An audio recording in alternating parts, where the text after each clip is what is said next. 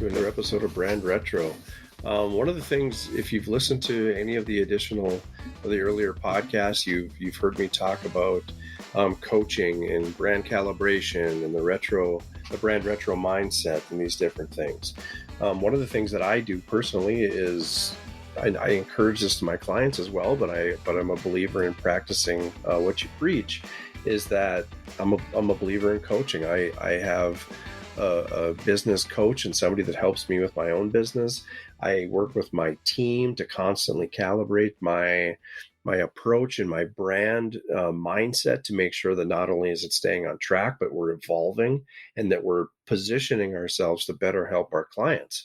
And one of my sizzle words that we've talked about in a previous podcast is uniqueness. I know uniqueness is probably a pretty broad term for most people, and it's probably something that most people claim that they have.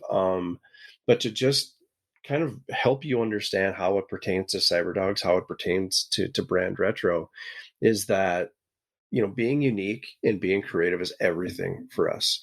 We really try to push the boundaries on everything we do. Now, not in the sense that let's be different for the sake of being different, but how can we consistently and unapologetically be unique in a way that constantly nudges the boundaries, but yet celebrates our own authentic and genuine uniqueness. So it's about, staying true to that why, and also, being authentic with it.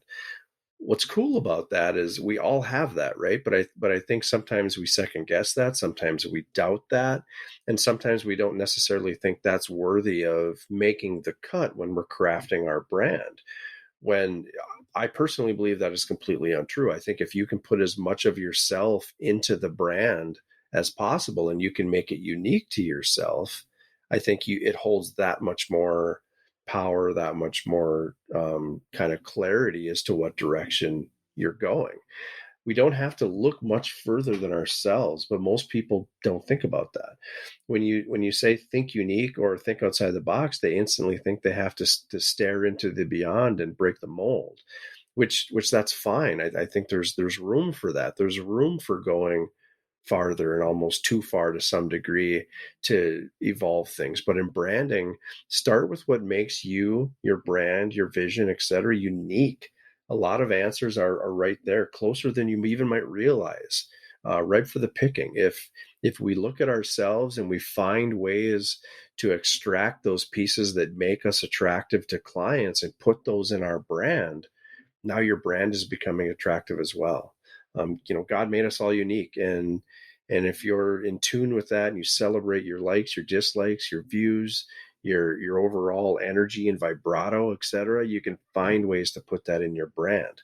Now, one of the questions might be, well, how do I do this for a business? How do I do this when I'm an art director at a corporation? It's the same way, except you have to then look at it as to what the legacy or the history is of that corporation, of that brand, of that company that you're working for, and say, what about that process made it possible for us to get this far? Who led this company at the beginning? Who's leading it now? What is the culture of that company? What are some of the core beliefs of that company? And you start to make that list and you start to go down that road, uncovering that information, researching it to that level, wearing kind of that set of glasses.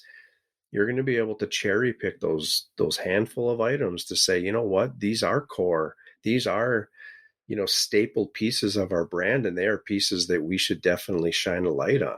I will also say that a lot of people say that they're in there. We have our core values and this is our brand, and that's fine if they're listed, but are you exercising those core values? Are you making sure that your messaging, your visual, that your everyday service to your customers and your audience are living up to those core values? That's the trick. It has to not only exist, but it has to be exercised and executed on. So when it comes to uniqueness, that's the perspective. That's what we go into every project, to every brand, to every customer situation with, is we're trying to find ways to not only, make you unique in a differentiation standpoint, but to make you unique in that it's true and authentic to who you are as a company. So to wrap this Sizzle word up, uniqueness, here's a quote I love. I think it kind of sums it all up. And we have to remember that being different is not a bad thing. You can't blend in where you're not born to stand out. Again, if you know a company, a business, a person that could benefit from thinking about their own uniqueness and how they might apply it to the brand or the company brand that they're working for, we'd love to hear from you. So check us out, Brand Retro Podcast on Apple Podcast, on Spotify, and soon to be on our new website on cyberdogsmarketing.com.